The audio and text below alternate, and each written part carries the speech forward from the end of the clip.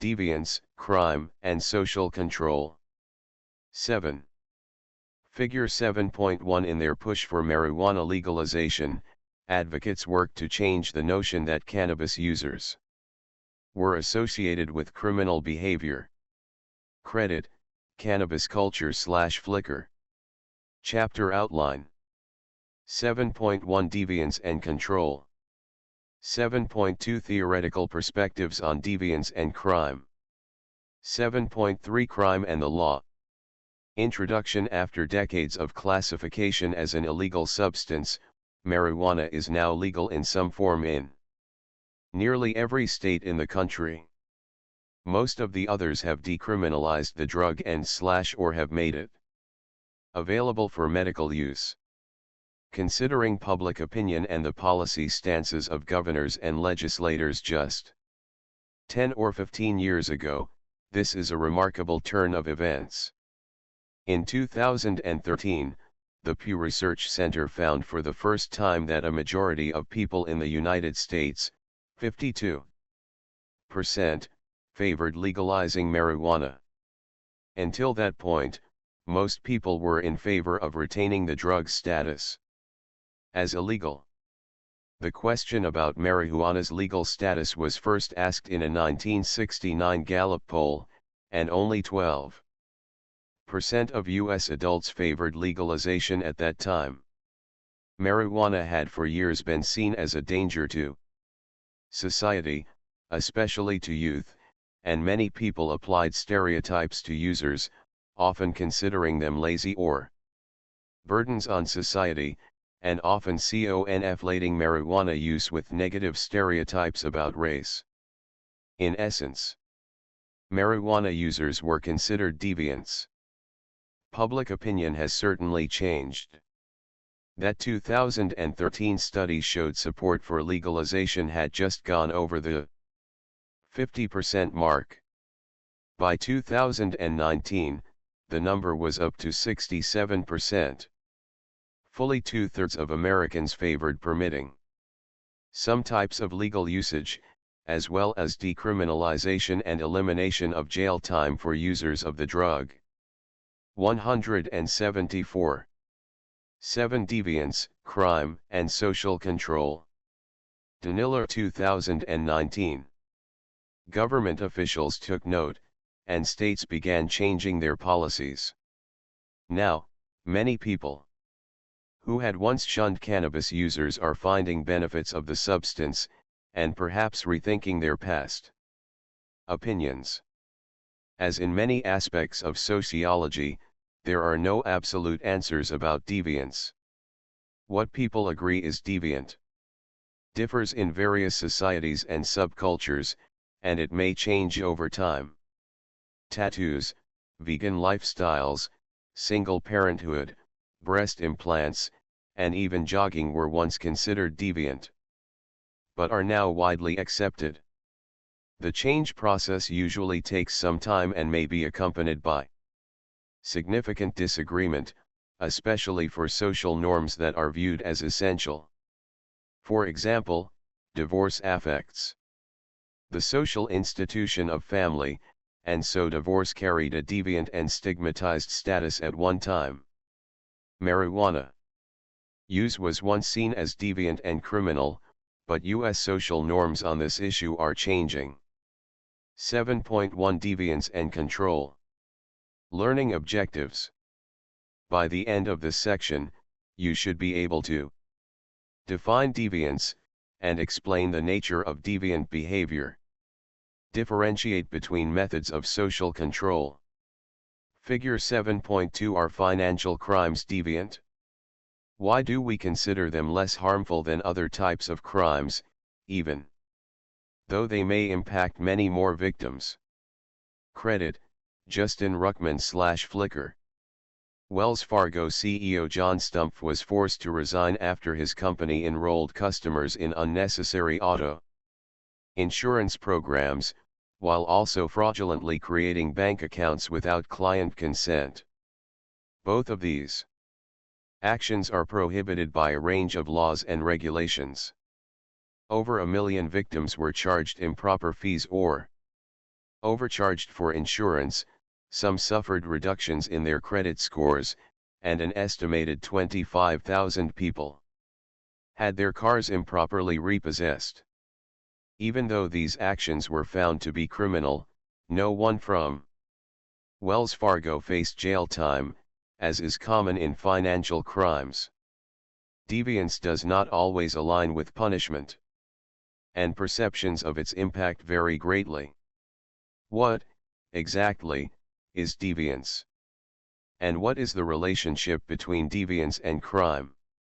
According to sociologist William Graham Sumner, deviance is a violation of established contextual, cultural, or social norms, whether folkways, mores, or codified law, 1906.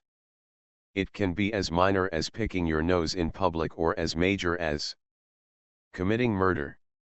Although the word deviance has a negative connotation in everyday language, sociologists recognize that deviance is not necessarily bad, Scoepflin 2011.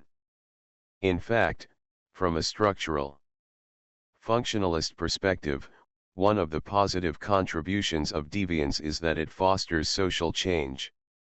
4. Access for free at openstax.org. 7.1 Deviance and Control. Example, during the U.S. Civil Rights Movement, Rosa Parks violated social norms when she refused to move to the black section of the bus, and the Little Rock Nine broke customs of segregation to attend an Arkansas public school. What is deviant behavior, cannot be answered in a straightforward manner.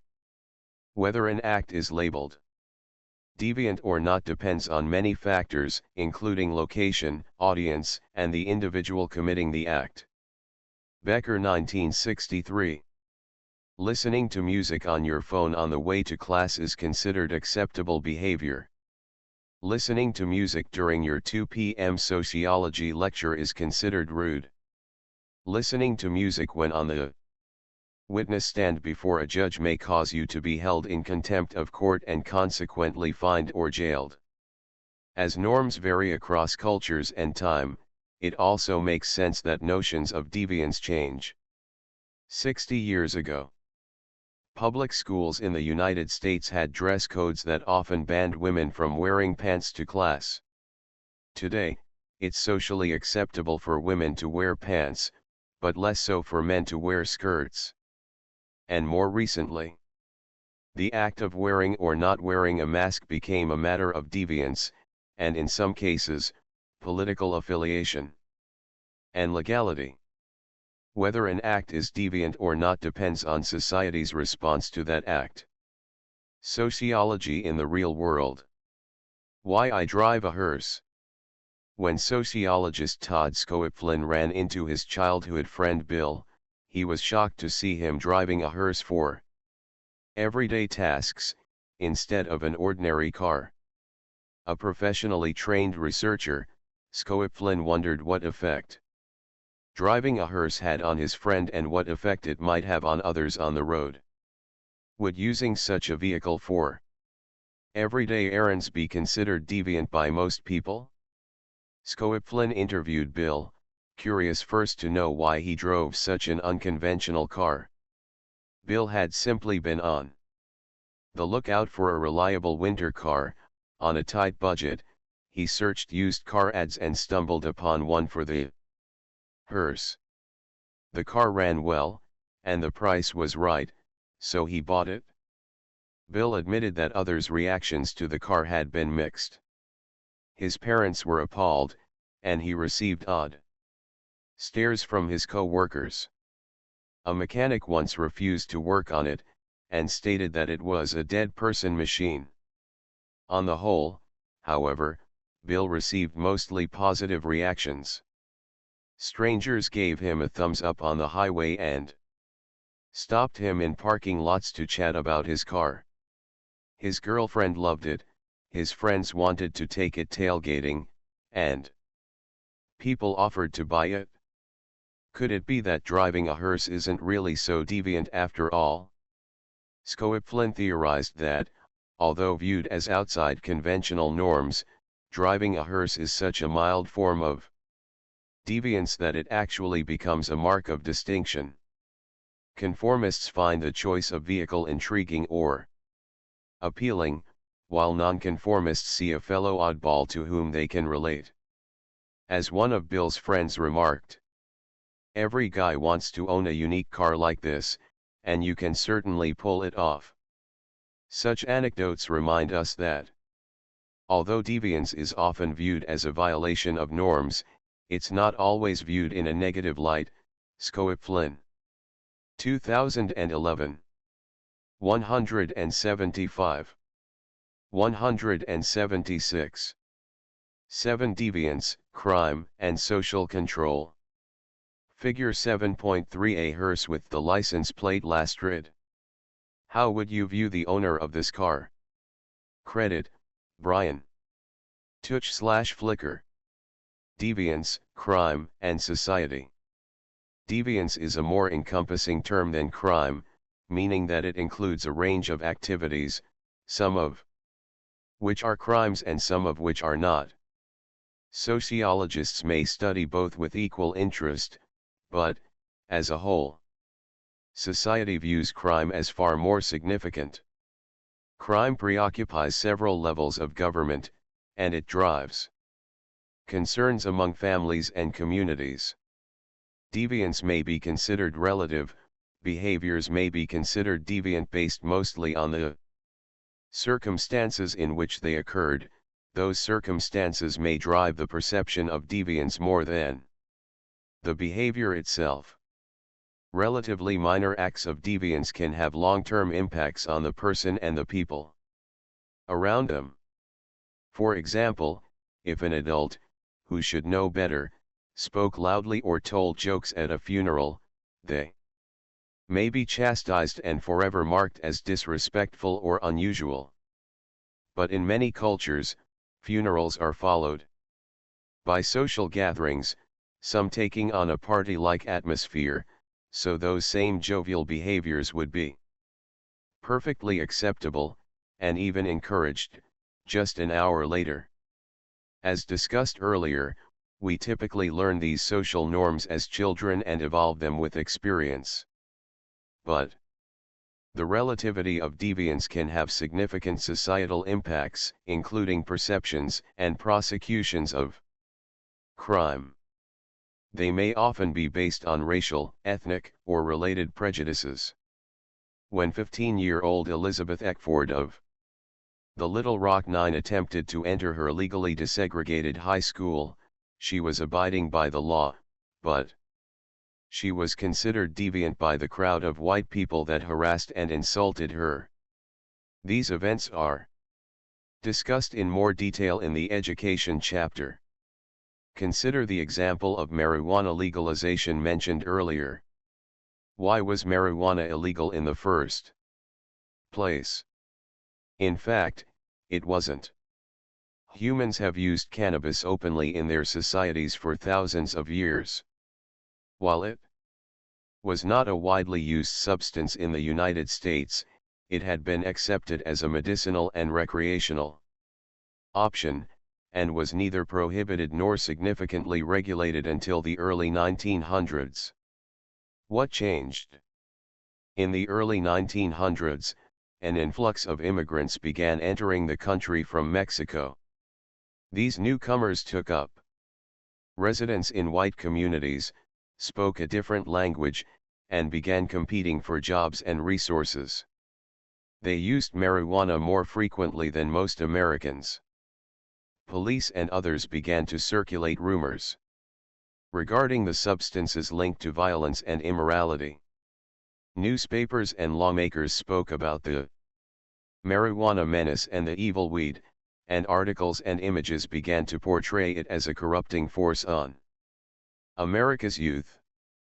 Beginning in 1916, state after state began passing laws prohibiting marijuana use, and in 1937 Congress passed a federal law banning it, Y2012. Penalties for its usage increased over time. Access for free at openstax.org. 7.1 Deviance and control. Spiking during the war on drugs, with racially and ethnically disparate applications. But more recently, as discussed in the introduction, marijuana is once again seen as an important medical treatment and an acceptable recreational pursuit. What changed this time? Perceptions and proclamations of deviance have long been a means to oppress people by labeling their private behavior as criminal. Until the 1970s and 1980s, same-sex acts were prohibited by state laws. It was illegal to be gay or lesbian, and the restrictions extended to simple displays like holding hands. Other laws prohibited clothing deemed inappropriate for one's biological sex. As a result, military service members and even war veterans were dishonorably discharged, losing all benefits, if they were discovered to be gay. Police harassed and humiliated LGBTQ people and regularly raided gay bars. And anti-LGBTQ street violence or hate crimes were tacitly permitted because they were rarely prosecuted and often lightly punished. While most states had eliminated their anti-LGBTQ laws by the time the Supreme Court struck them down in 2003, 14 states still had some version of them on the books. To further explore the relativity of deviance and its relationship to perceptions of crime, consider gambling. Excessive or high-risk gambling is usually seen as deviant, but more moderate gambling is generally accepted. Still, gambling has long been limited in most of the United States, making it a crime to participate in certain types of gambling or to do so outside of specified locations. For example, a state may allow betting on horse races but not on sports. Changes to these laws are occurring, but for decades, a generally non-deviant behavior has been made criminal. When otherwise law-abiding people decided to engage in low-stakes and non-excessive gambling, they were breaking the law.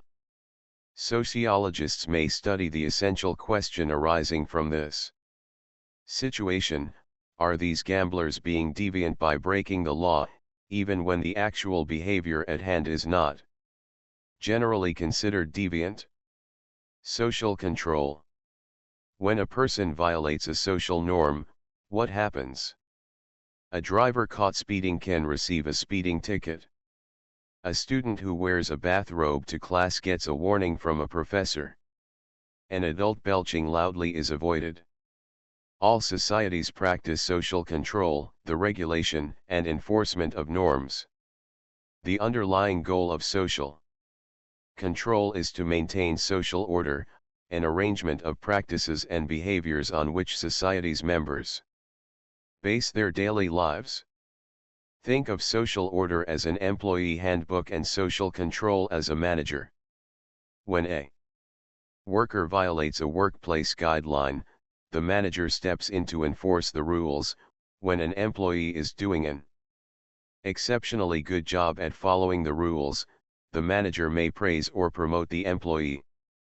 The means of enforcing rules are known as sanctions. Sanctions can be positive as well as negative.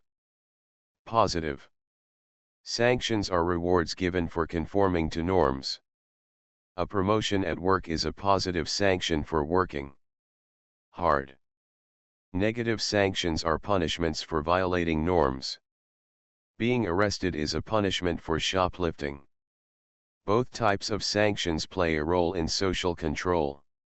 Sociologists also classify sanctions as formal or informal. Although shoplifting, a form of social deviance, may be illegal, there are no laws dictating the proper way to scratch your nose. That doesn't mean picking your nose in public won't be punished. Instead, you will encounter informal sanctions. Informal sanctions emerge in face-to-face social interactions.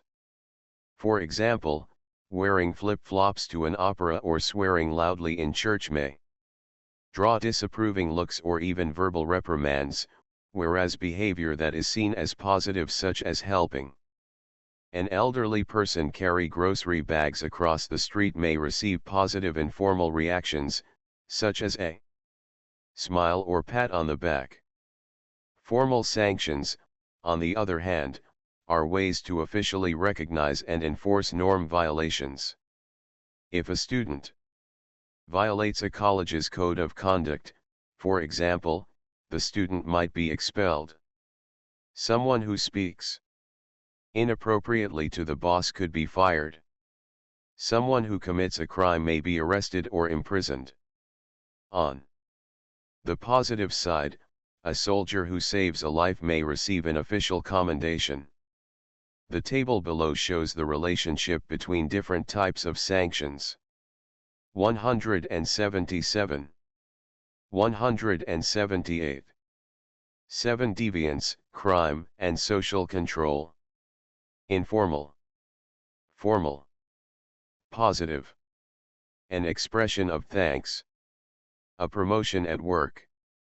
Negative. An angry comment. A parking fine. Table 7.1 Informal/formal sanctions. Formal and informal sanctions may be positive or negative. Informal sanctions arise in social interactions, whereas formal sanctions officially enforce norms. 7.2 Theoretical perspectives on deviance and crime. Learning objectives. By the end of this section, you should be able to describe the functionalist view of deviance in society through 4 sociologists' theories. Explain how conflict theory understands deviance and crime in society. Describe the symbolic interactionist approach to deviance, including labeling and other theories. Figure 7.4 Functionalists believe that deviance plays an important role in society and can be used to challenge people's views. Protesters, such as these PETA members, often use this method to draw attention to their cause. Credit, David Shankbone/Flickr. Why does deviance occur? How does it affect a society? Since the early days of sociology, scholars have developed theories that attempt to explain what deviance and crime mean to society. These theories can be grouped according to the 3 major sociological paradigms: functionalism, symbolic interactionism, and conflict theory. Functionalism. Sociologists who follow the functionalist approach are concerned with the way the different elements of a society contribute to the whole. They view deviance as a key component of a functioning society. Strain theory. Social disorganization theory, and cultural deviance theory represent 3 functionalist perspectives on deviance in society. Access for free at openstax.org. 7.2 Theoretical perspectives on deviance and crime. Émile Durkheim, The essential nature of deviance. Émile Durkheim believed that deviance is a necessary part of a successful society. One way deviance is functional, he argued, is that it challenges people's present views. 1893. For instance, when black students across the United States participated in sit-ins during the civil rights movement, they challenged society's notions of segregation. Moreover, Durkheim noted, when deviance is punished, it reaffirms currently held social norms, which also contributes to society. 1893. Seeing a student given detention for skipping class reminds other high schoolers that playing hooky isn't allowed and that they, too, could get detention. Durkheim's point regarding the impact of punishing deviance speaks to his arguments about law. Durkheim saw laws as an expression of the collective conscience, which are the beliefs, morals, and attitudes of a society. A crime is a crime because we condemn it, he said, 1893.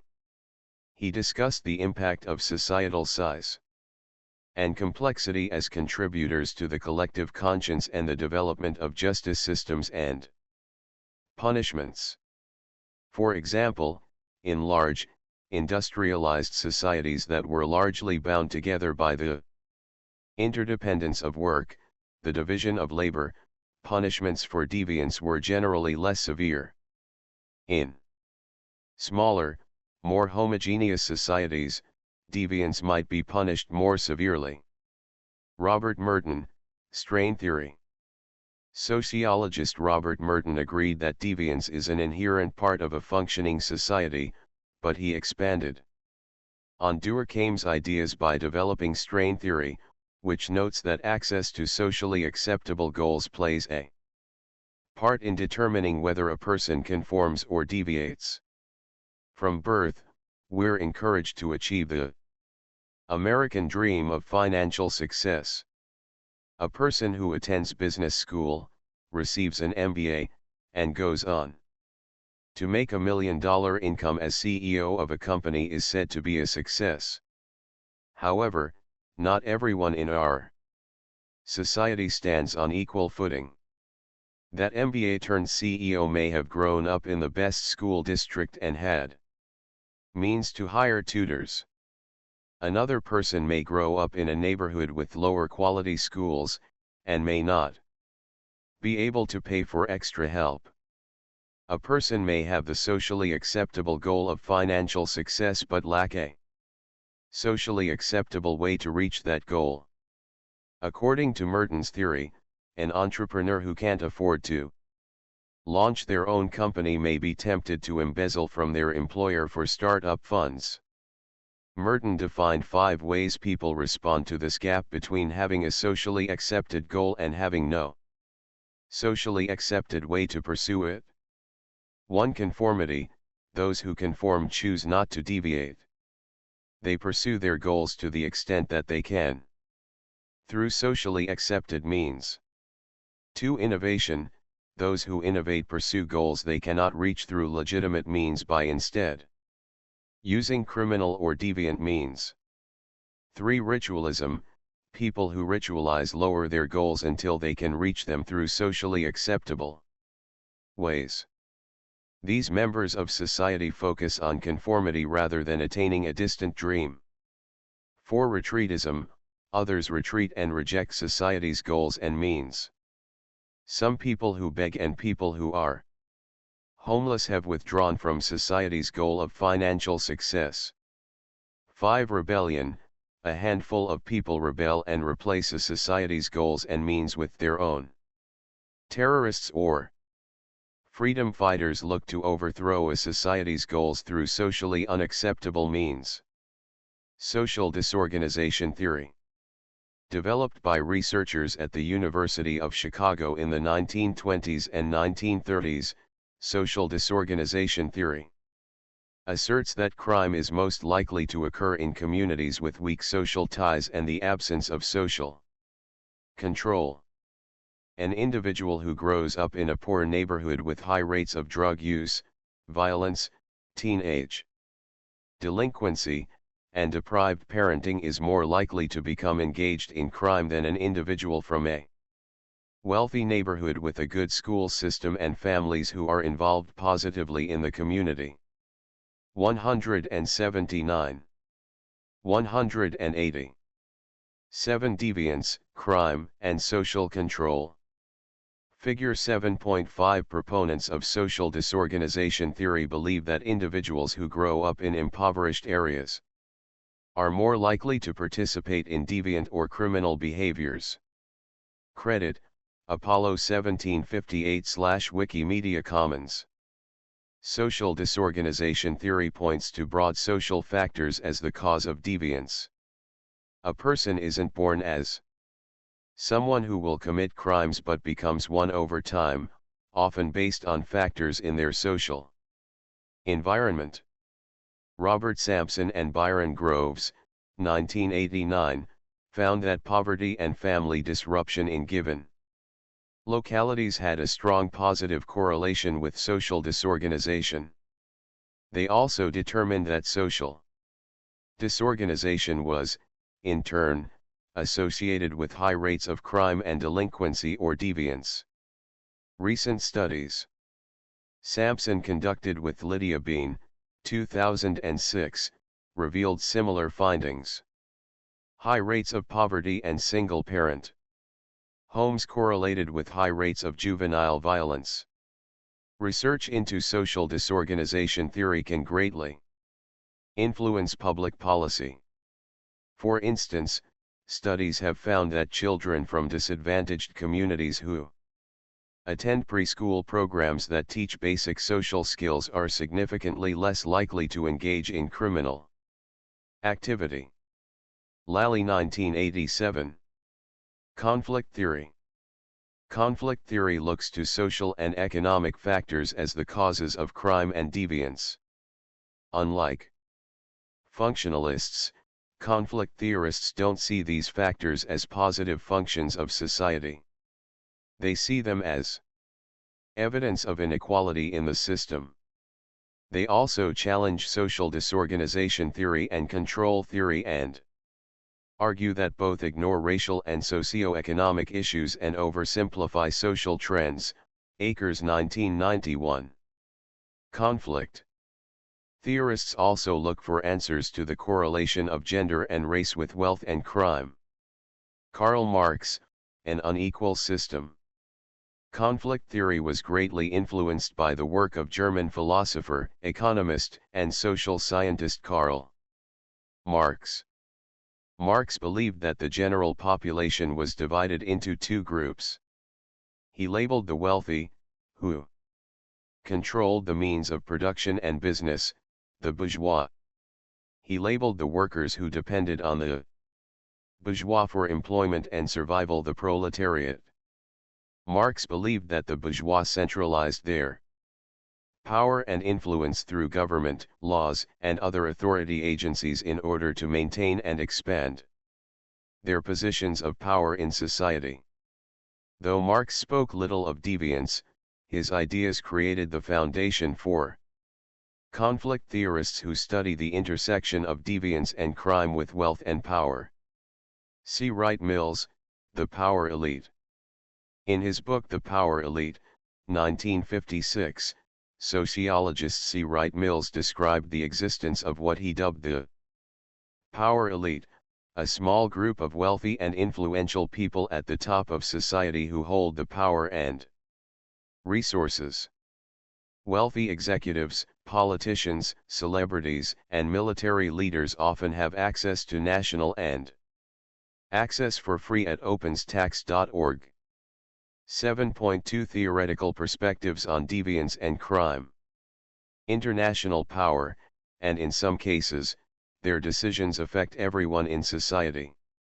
Because of this, the rules of society are stacked in favor of a privileged few who manipulate them to stay on top. It is these people who decide what is criminal and what is not, and the effects are often felt most by those who have little power. Mills. Theories explain why celebrities can commit crimes and suffer little or no legal retribution. For example, USA Today maintains a database of NFL players accused and convicted of crimes. 51 NFL players had been convicted of committing domestic violence between the years 2000 and 2019. They have been sentenced to a collective 49 days in jail, and most of those sentences were deferred or otherwise reduced. In most cases, suspensions and fines levied by the NFL or individual teams were more severe than the justice systems. Schrittenbor 2020 and ClickItTicket.com 2019. Crime and social class. While crime is often associated with the underprivileged, crimes committed by the wealthy and powerful remain an underpunished and costly problem within society.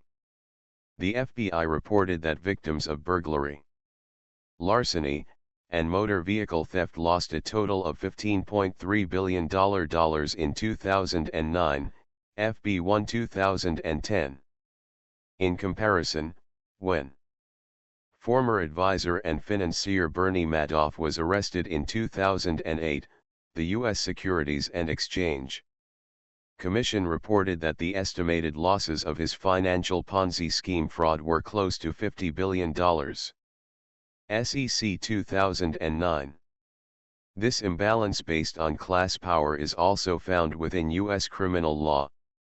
In the 1980s, the use of crack cocaine, a less expensive but powerful drug, quickly became an epidemic that swept the country's poorest urban communities. Its pricier counterpart, cocaine, was associated with upscale users and was a drug of choice for the wealthy. The legal implications of being caught by authorities with crack versus cocaine were starkly different. In 1986, federal law mandated that being caught in possession of 50 grams of crack was punishable by a 10-year prison sentence. An equivalent prison sentence for cocaine possession, however, required possession of 5,000 grams. In other words, the sentencing disparity was 1 to 100, New York Times. Editorial Staff 2011. This inequality in the severity of punishment for crack versus cocaine paralleled the unequal social class of respective users. A conflict theorist would note that those in society who hold the power are also the ones who make the laws concerning crime. In doing so, they make laws that will benefit them, while the powerless classes who lack the resources to make such decisions suffer the consequences. Throughout the 1980s and early 1990s, states passed numerous laws increasing penalties, especially for repeat offenders.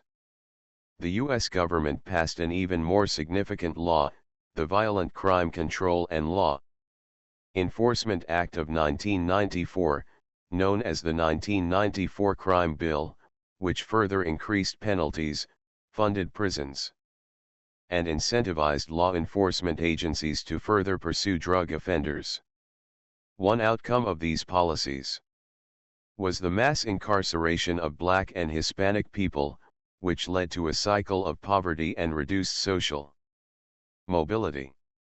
The crack cocaine punishment disparity remained until 2010, when President Obama signed the Fair Sentencing Act, which decreased the disparity to 1 to 18, the Sentencing Project 2010. 181. 182. 7 Deviance, Crime, and Social Control. Figure 7.6 From 1986 until 2010, the punishment for possessing crack, a poor person's drug, was 100 times stricter than the punishment for cocaine use, a drug favored by the wealthy. Credit, Wikimedia Commons. Symbolic interactionism. Symbolic interactionism is a theoretical approach that can be used to explain how societies and/or social groups come to view behaviors as deviant or conventional. Labeling theory. Although all of us violate norms from time to time, few people would consider themselves deviant. Those who do, however, have often been labeled deviant by society and have gradually come to believe it themselves. Labeling theory examines the ascribing of a deviant behavior to another person by members of society. Thus, what is considered deviant is determined not so much by the behaviors themselves or the people who commit them, but by the reactions of others to these behaviors. As a result, what is considered deviant changes over time and can vary significantly across cultures. Sociologist Edwin Lemert expanded on the concepts of labeling theory and identified 2 types of deviance that affect identity formation. Primary deviance is a violation of norms that does not result in any long-term Effects on the individual's self-image or interactions with others. Speeding is a deviant act, but receiving a speeding ticket generally does not make others view you as a bad person, nor does it alter your own self-concept. Individuals who engage in primary deviance still maintain a feeling of belonging in society and are likely to continue to conform to norms in the future. Sometimes, in more extreme cases, primary deviance can morph into secondary deviance. Secondary deviance occurs when a person's self-concept and behavior begin to change after his or her actions are labeled as deviant by members of society.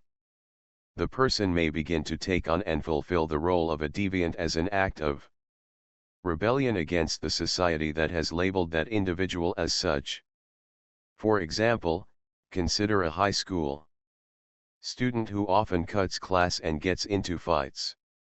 The student is reprimanded frequently by teachers and school staff, and soon enough, develops a reputation as a troublemaker. As a result, the student starts acting out even more and breaking more rules. The student has adopted the troublemaker label and embraced this deviant identity. Secondary deviance can be so strong that it bestows a master status on an individual. A master status is a label that describes the chief characteristic of an individual. Some people see themselves primarily as doctors, artists, or grandfathers. Others see themselves as beggars, convicts, or addicts. Techniques of neutralization. How do people deal with the labels they are given? This was the subject of a study done by Sykes and Matza. 1957. They studied teenage boys who had been labeled as juvenile delinquents to see how they either embraced or denied these labels. Have you ever used any of these techniques? Access for free at openstax.org. 7.2 Theoretical Perspectives on Deviance and Crime. Let's take a scenario and apply all 5 techniques to explain how they are used. A young person is working for a retail store as a cashier. Their cash drawer has been coming up short for a few days. When the boss confronts the employee, they are labeled as a thief for the suspicion of stealing. How does the employee deal with this label? The denial of responsibility, when someone doesn't take responsibility for their actions or blames others. They may use this technique and say that it was their boss's fault because they don't get paid enough to make rent or because they're getting a divorce. They are rejecting the label by denying responsibility for the action. The denial of injury. Sometimes people will look at a situation in terms of what effect it has on others. If the employee uses this technique, they may say, "What's the big deal? Nobody got hurt. Your insurance will take care of it." The person doesn't see their actions as a big deal because nobody got hurt. The denial of the victim. If there is no victim, there's no crime. In this technique, the person sees their actions as justified or that the victim deserved it. Our employee may look at their situation and say, "I've worked here for years without a raise. I was owed that money, and if you won't give it to me, I'll get it my own way." The condemnation of the condemners. The employee might turn it around on the boss by blaming them. They may say something like, "You don't know my life, you have no reason to judge me." This is taking the focus off of their actions and putting the onus on the accuser to, essentially, prove the person is living up to the label, which also shifts the narrative away from the deviant behavior. Appeal to a higher authority. The final technique that may be used is to claim that the actions were for a higher purpose. The employee may tell the boss that they stole the money because their mom is sick and needs medicine or something like that. They are justifying their actions by making it seem as though the purpose for the behavior is a greater good than the action is bad. Sykes and Matza, 1957. Social Policy and Debate. The Right to Vote. Before she lost her job as an administrative assistant, Leola Strickland postdated and mailed a handful of checks for amounts ranging from $90 to $500. By the time she was able to find a new job, the checks had bounced, and she was convicted of fraud under Mississippi law. Strickland pleaded guilty to a felony charge and repaid her debts. In return, she was spared from serving prison time. Strickland appeared in court in 2001. More than 10 years later, she is still feeling the sting of her sentencing. Why? Because Mississippi is one of 12 states in the United States that bans convicted felons from voting. Pro-Con. 2011. To Strickland, who said she had always voted, the news came as a great shock. She isn't alone. Some 5.3 million people in the United States are currently barred from voting because of felony convictions. Pro-Con 2009. These individuals include inmates, parolees, probationers, and even people who have never been jailed, such as Leola Strickland. Under the 14th Amendment, states are allowed to deny voting privileges to individuals who have participated in rebellion or other crime. Krajcik 2004. Although there are no federally mandated laws on the matter, most states practice at least one form of felony disenfranchisement. Is it fair to prevent citizens from participating in such an important process? Proponents of disfranchisement laws argue that felons have a debt to pay to society. Being stripped of their right to vote is part of the punishment for criminal deeds. Such proponents point out that voting isn't the only instance in which ex-felons are denied rights. State laws also ban released criminals from holding public office, obtaining professional licenses, and sometimes even inheriting property. Lott and Jones 2008. 183. 184. 7 Deviance, Crime, and Social Control. Opponents of felony disfranchisement in the United States argue that voting is a basic human right and should be available to all citizens regardless of past deeds. Many point out that felony disfranchisement has its roots in the 1800s, when it was used primarily to block black citizens from voting. These laws disproportionately target poor minority members, denying them a chance to participate in a system that, as a social conflict theorist would point out, is already constructed to their disadvantage. Holding 2006. Those who cite labeling theory worry that denying deviants the right to vote will only further encourage deviant behavior. If ex-criminals are disenfranchised from voting, are they being disenfranchised from society? Figure 7.7. Should a former felony conviction permanently strip a U.S. citizen of the right to vote? Credit, Josh in. Yamada/Flickr. Edwin Sutherland, Differential Association. In the early 1900s, sociologist Edwin Sutherland sought to understand how deviant behavior developed among people. Since criminology was a young field, he drew on other aspects of sociology including social interactions and group learning. Log 2006. His conclusions established differential association theory, which suggested that individuals learn deviant behavior from those close to them who provide models of and opportunities for deviance. According to Sutherland, deviance is less a personal choice and more a result of differential socialization processes.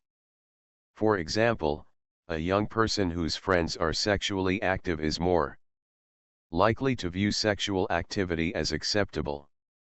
Sutherland developed a series of propositions to explain how deviance is learned. In Proposition 5, for example, he discussed how people begin to accept and participate in a behavior after learning whether it is viewed as favorable by those around them. In Proposition 6, Sutherland expressed the ways that exposure to more definitions favoring the deviant behavior than those opposing it may eventually lead a person to partake in deviance. Sutherland 1960, applying almost a quantitative element to the learning of certain behaviors. In the example above, a young person may find sexual activity more acceptable once a certain number of their friends become sexually active, not after only.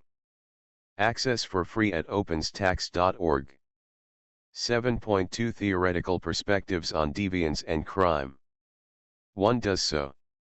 Sutherland's theory may explain why crime is multigenerational. A longitudinal study beginning in the 1960s found that the best predictor of antisocial and criminal behavior in children was whether their parents had been convicted of a crime. Todd and Jury 1996. Children who were younger than 10 years old when their parents were convicted were more likely than other children to engage in spousal abuse and criminal behavior by their early 30s. Even when taking socioeconomic factors such as dangerous neighborhoods, poor school systems, and overcrowded housing into consideration, researchers found that parents were the main influence on the behavior of their offspring. Todd and Jury 1996. Travis Hirschi, Control Theory. Continuing with an examination of large social factors, control theory states that social control is directly affected by the strength of social bonds and that deviance results from a feeling of disconnection from society. Individuals who believe they are a part of society are less likely to commit crimes against it. Travis Hirschi, 1969, identified 4 types of social bonds that connect people to society. 1. Attachment measures are connections to others. When we are closely attached to people, we worry about their opinions of us. People conform to society's norms in order to gain approval, and prevent disapproval from family, friends, and romantic partners. 2. Commitment refers to the investments we make in the community. A well-respected local businessperson who volunteers at their synagogue and is a member of the neighborhood block organization has more to lose from committing a crime than a person who doesn't have a career or ties to the community. 3. Similarly, levels of involvement, or participation in socially legitimate activities, lessen a person's likelihood of deviance. A child who plays Little League Baseball and takes art classes has fewer opportunities to underscore. 4. The final bond, belief, is an agreement on common values in society. If a person views social values as beliefs, they will conform to them.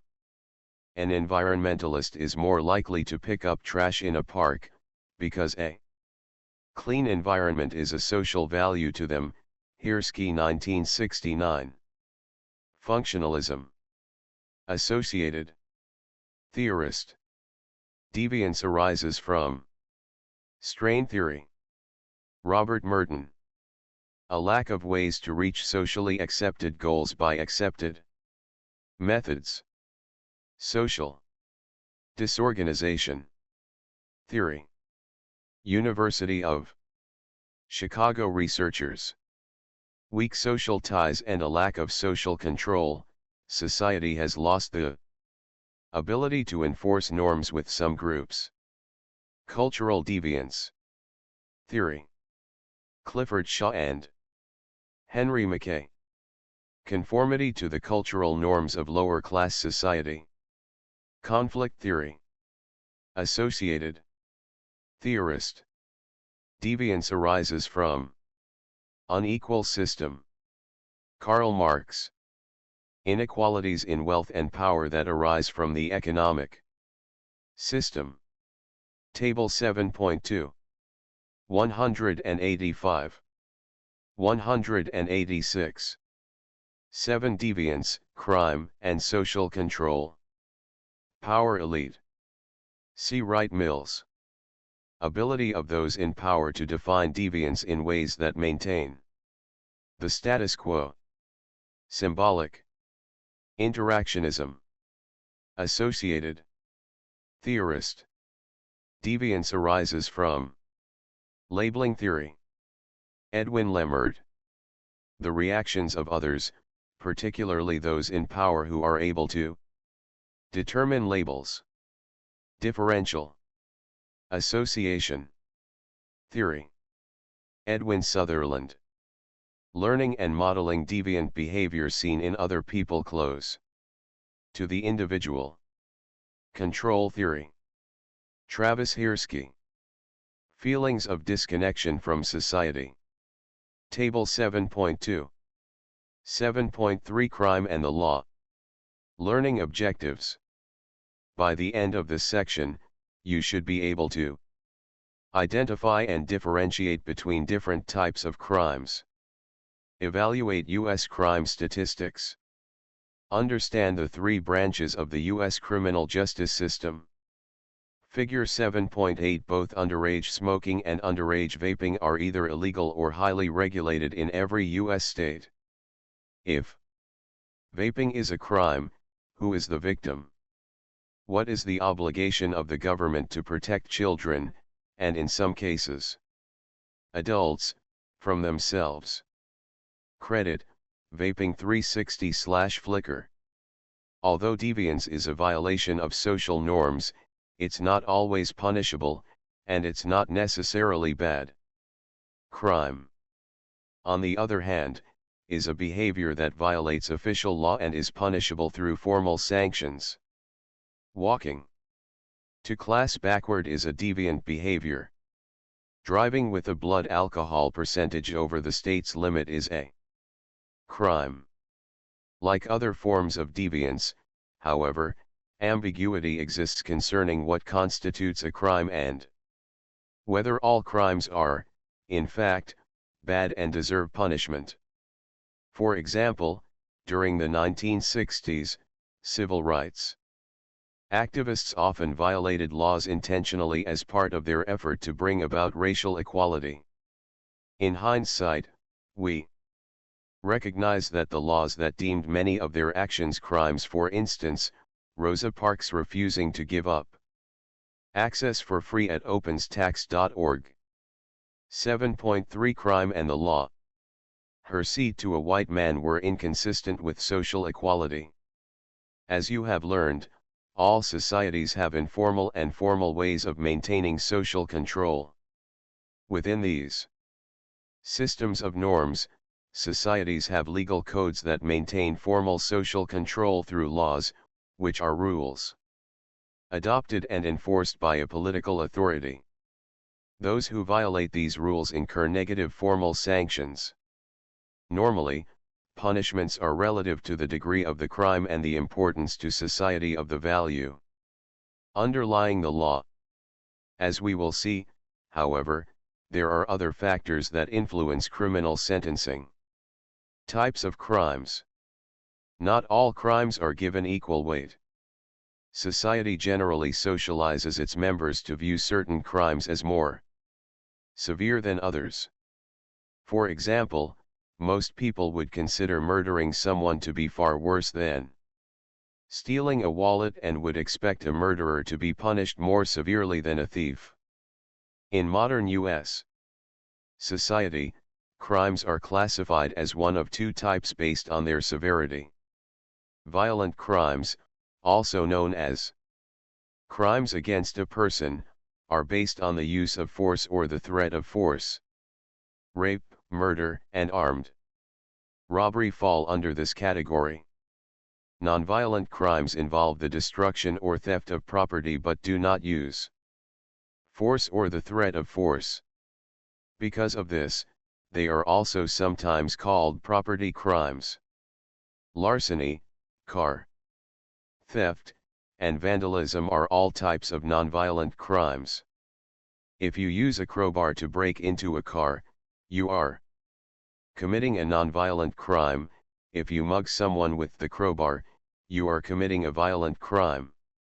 When we think of crime, we often picture street crime, or offenses committed by ordinary people against other people or organizations, usually in public spaces. An often overlooked category is corporate crime, or crime committed by white-collar workers in a business environment. Embezzlement, insider trading, and identity theft are all types of corporate crime. Although these types of offenses rarely receive the same amount of media coverage as street crimes, they can be far more damaging. Financial frauds such as insurance scams, Ponzi schemes, and improper practices by banks can devastate families who lose their savings or home. An often debated third type of crime is victimless crime. Crimes are called victimless when the perpetrator is not explicitly harming another person. As opposed to battery or theft, which clearly have a victim, a crime like drinking a beer when someone is 20 years old or selling a sexual act do not result in injury to anyone other than the individual who engages in them, although they are illegal. While some claim acts like these are victimless, others argue that they actually do harm society. Prostitution may foster abuse toward women by clients or pimps. Drug use may increase the likelihood of employee absences. Such debates highlight how the deviant and criminal nature of actions develops through ongoing public discussion. Big picture. Hate crimes. Attacks based on a person's race, religion, or other characteristics are known as hate crimes. Hate crimes in the United States evolved from the time of early European settlers and their violence toward Native Americans. Such crimes weren't investigated until the early 1900s, when the Ku Klux Klan began to draw national attention for its activities against black people and other groups. The term hate crime, however, didn't become official until the 1980s, Federal Bureau of Investigation 2011. The severity and impact of hate crimes is significant, but the different crime reporting methods mentioned earlier can obscure the issue. According to the Department of Justice, an average of approximately 205,000 Americans fall victim to hate crimes each year, Bureau of Justice Statistics 2021. But the FBI reports a much lower number. For example, the 2019 report indicates 7,314 criminal incidents and 8,559 related offenses as being motivated by bias, FBI 2020. The discrepancy is due to many factors. Very few people actually report hate crimes for fear of retribution or based on the difficulties of enduring a criminal proceeding. Also, law enforcement agencies must find clear proof that a particular crime was motivated by bias rather than other factors. For example, an assailant who robs someone and uses a slur while committing that crime may not be deemed to be 187. 188. 7 Deviance, crime, and social control. Bias motivated. But both reports show a growth in hate crimes, with quantities increasing each year. The majority of hate crimes are racially motivated, but many are based on religious, especially anti-Semitic prejudice, FBI 2020. The murders of Brandon Teena in 1993 and Matthew Shepard in 1998 significantly increased awareness of hate crimes based on gender expression and sexual orientation. LGBTQ people remain a Major target of hate crimes. The motivation behind hate crimes can arise quickly, singling out specific groups who endure a rash of abuses in a short period of time.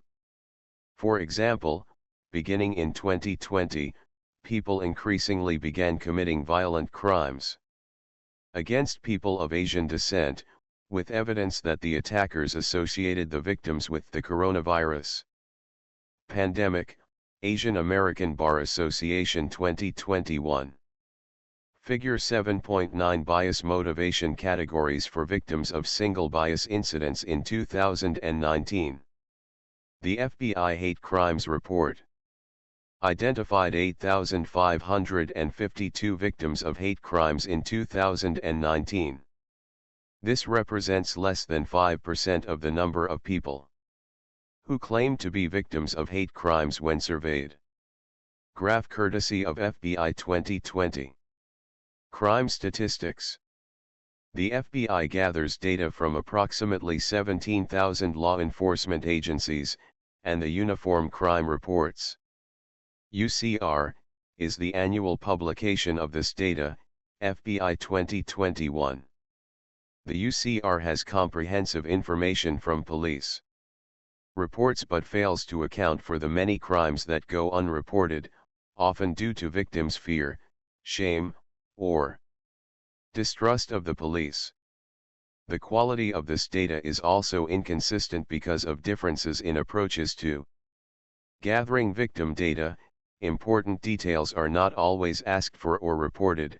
Cantor and Lynch 2000. As of 2021, states will be required to provide data for the National Incident-Based Reporting System, NIBRS, which captures more detailed information on each crime, including time of day, location, and other contexts. NIBRS is intended to provide more data-informed discussion to better improve crime prevention and policing. FBI 2021. The U.S. Bureau of Justice Statistics publishes a separate self-report study known as the National Crime Victimization Survey, NCVS. A self-report study is a collection of data gathered using voluntary response methods, such as questionnaires or telephone interviews. Self-report data are gathered each year, asking approximately 160,000 people in the United States about the frequency and types of crime they've accessed for free at openstax.org. 7.3 Crime and the Law experienced in their daily lives, BJS 2019. The NCVS reports a higher rate of crime than the UCR, likely picking up information on crimes that were experienced but never reported to the police. Age, race, gender, location, and income level demographics are also analyzed.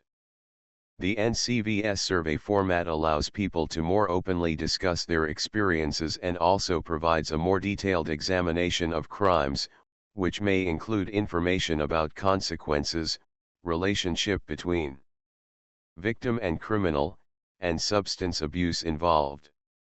One disadvantage is that the NCVS misses some groups of people, such as those who don't have telephones and those who move frequently. The quality of information may also be reduced by inaccurate victim recall of the crime. Cantor and Lynch 2000. Public perception of crime. Neither the NCVR nor the UCR accounts for all crime in the United States, but general trends can be determined.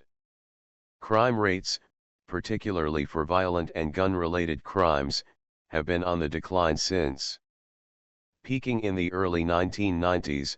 Cohn, Taylor, Lopez, Gallagher, Parker, and Moss 2013. However, the public believes crime rates are still high, or even worsening. Recent surveys, SOD 2011, Pew Research Center 2013, cited in Overberg and Hoyer 2013, have found U.S. adults believe crime is worse now than it was 20 years ago.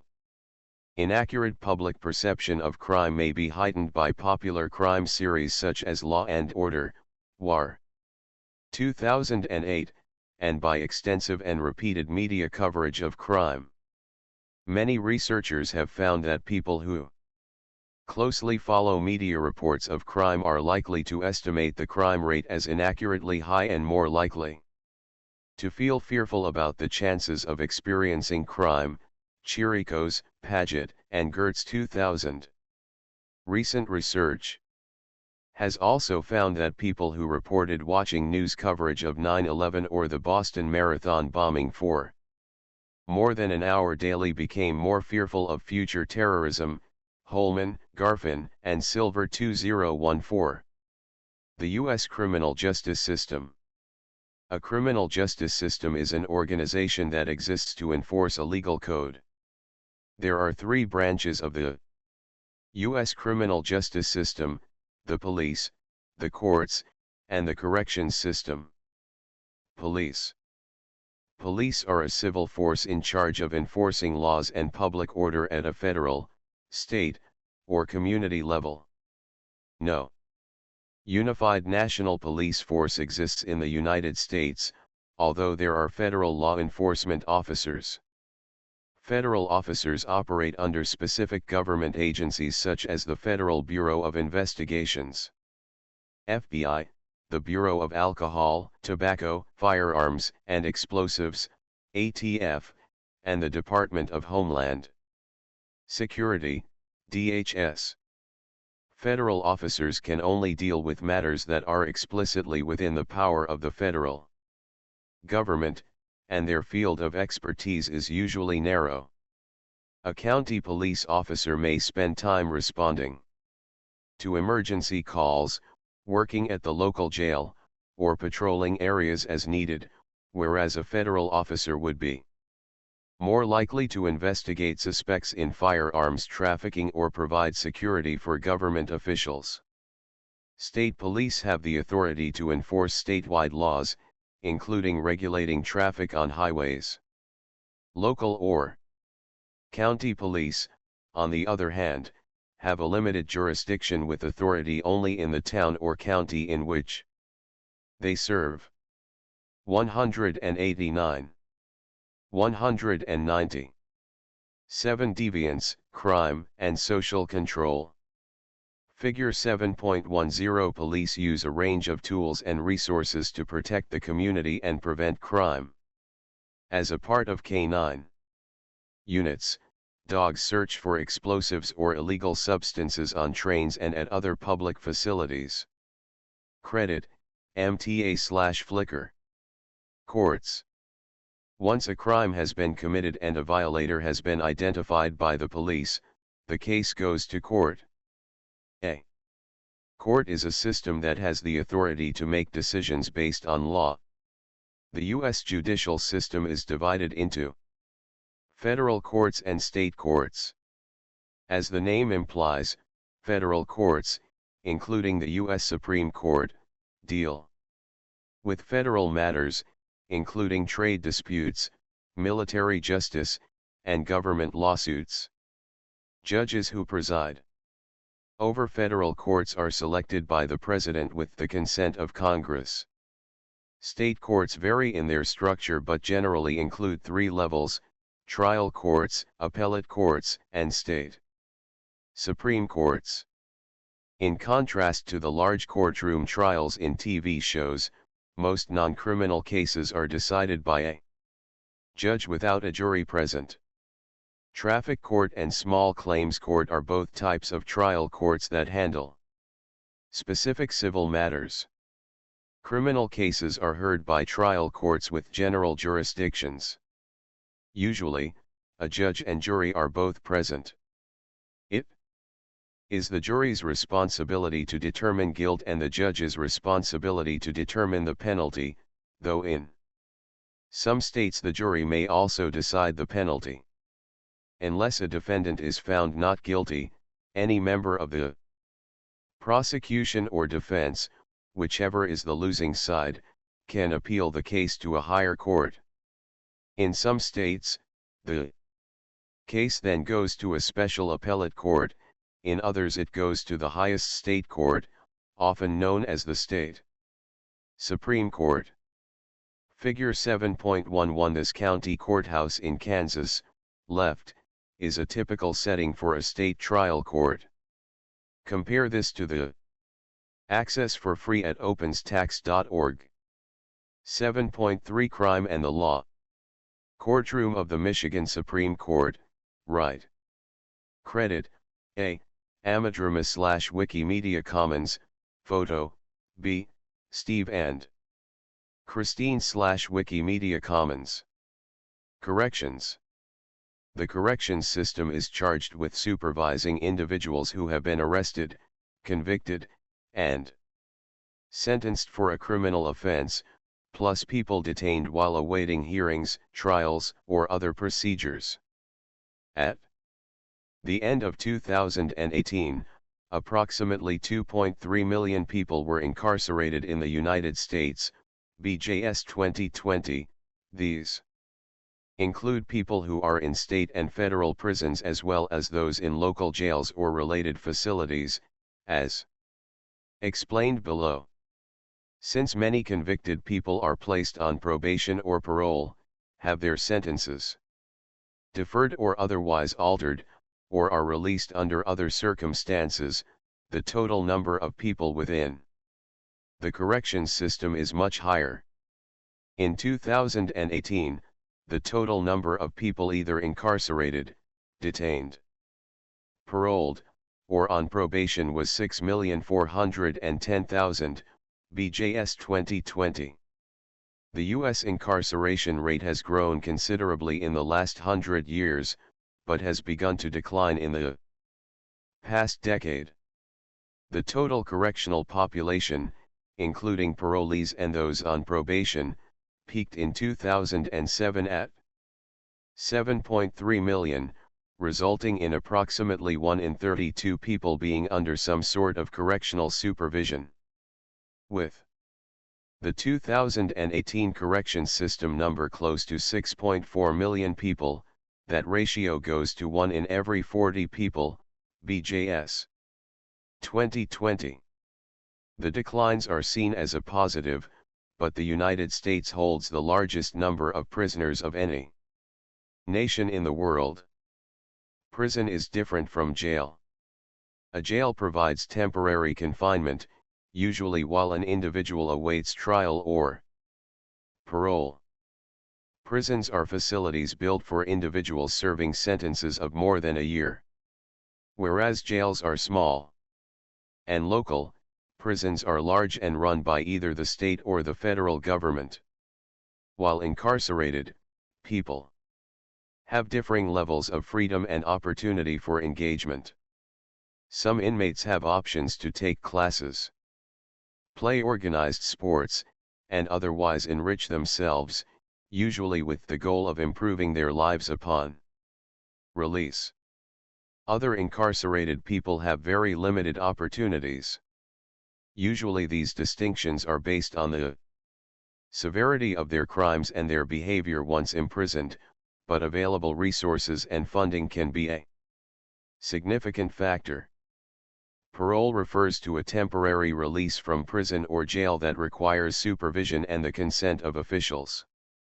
Parole is different from probation, which is supervised time used as an alternative to prison. Probation and parole can both follow a period of incarceration in prison, especially if the prison sentence is shortened. Most people in these situations are supervised by correctional officers or other appropriate professionals, including mental health professionals. They may attend regular meetings or counseling sessions and may be required to report on their activities and travel. People on probation or parole often have strict guidelines. Not only will they be returned to jail upon committing a crime, but they may also be prohibited from associating with known criminals or suspects. These strategies are designed to prevent people on parole or probation from returning to criminal engagements, and to increase the likelihood that they will remain positive members of the community through interactions with family, productive employment, and mental health treatment if needed. Policing and race. This chapter described just a few of the sociological theories regarding deviance and crime. There are many more, as well as many approaches for preventing crime and enforcing laws.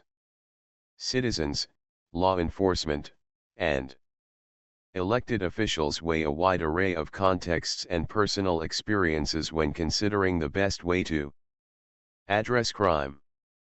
In at least some cases, decision-makers are motivated by a desire to protect the status quo or improve their political or financial position. As discussed earlier, during the 1980s, crack cocaine was exploding in usage among lower-income, Black, and Hispanic people. White middle-class and upper economic class Americans became terrified of the potential for their family and children to be involved with drugs and drug-related crime. State governments passed increasingly harsh laws, resulting in stiffer penalties and the removal of judges' discretion in drug case sentencing. Among the most well-known of these were three strikes laws, which mandated long sentences for 191, 192, 7 deviance, crime, and social control. Anyone convicted of multiple drug offenses, even if the offenses themselves were minor. Practices like civil forfeiture, in which law enforcement or municipalities could seize cash and property of suspected criminals, even before they were convicted, provided a significant financial incentive to investigate drug crimes. Tijan. 2018. The additional funding sources and high likelihood of successful prosecution drove police forces toward more aggressive and inequitable tactics. After training by the Drug Enforcement Agency, police forces around the country began racial profiling in a focused, consistent manner. Black and Hispanic people were many times more likely than white people to be pulled over for routine traffic stops. Local police forces focused on patrolling minority-inhabited neighborhoods, resulting in more arrests and prosecutions of Black and Hispanic people. Harris 2020. No issue related to race and policing is of more concern than the shooting of unarmed Black people by police. The lack of punishment of police officers for committing these acts perpetuates the issue of unequal justice. Eric Garner was killed by an officer using a prohibited chokehold after Garner had allegedly committed a misdemeanor. Breonna Taylor was killed by police who violently infiltrated the wrong home. None of the officers involved in those deaths were prosecuted, though several were fired. The officer who killed George Floyd was immediately charged with the crime, and was eventually convicted, but some believe that to be the case due to the clear and horrific video of the event. Abdallah 2021. Police advocates, elected officials, and ordinary citizens often express the importance of effective and just law enforcement. When defund the police became a widespread position during 2020, many Black people spoke out against it. Polling revealed that a majority of Black people did not support the idea, and over 80% of Black people preferred having the police spend the same or more time in their communities. SOD 2020.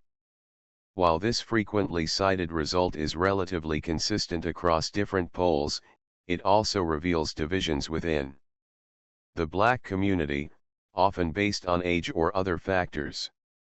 The same polls find that many Black people still distrust the police or feel less secure when they see them.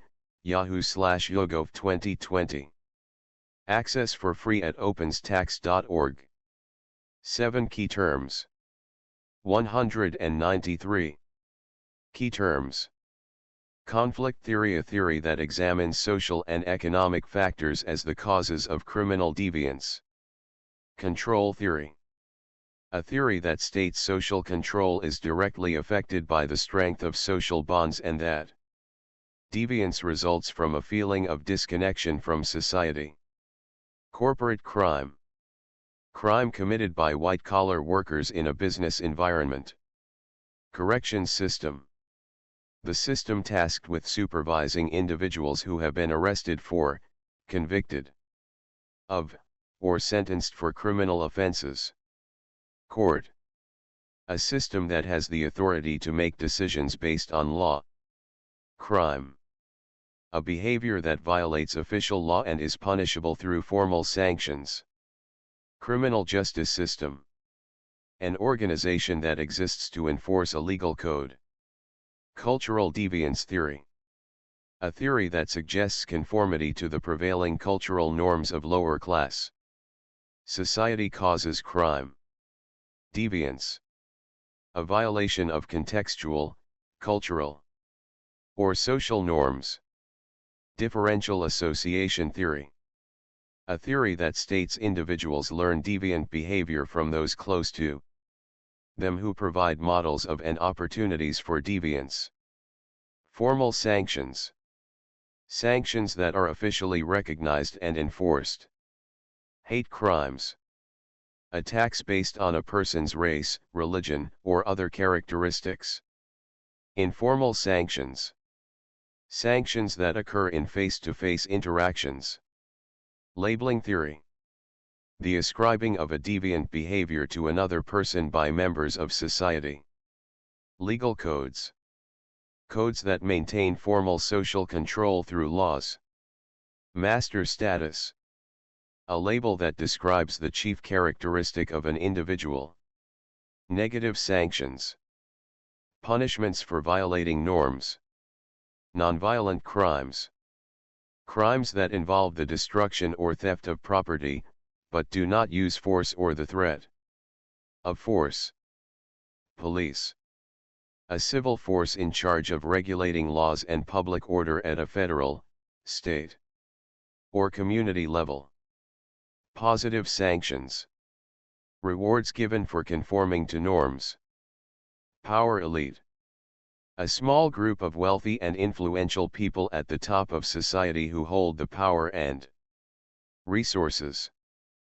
Primary deviance: a violation of norms that does not result in any long-term effects on the individual's self-image or interactions with others.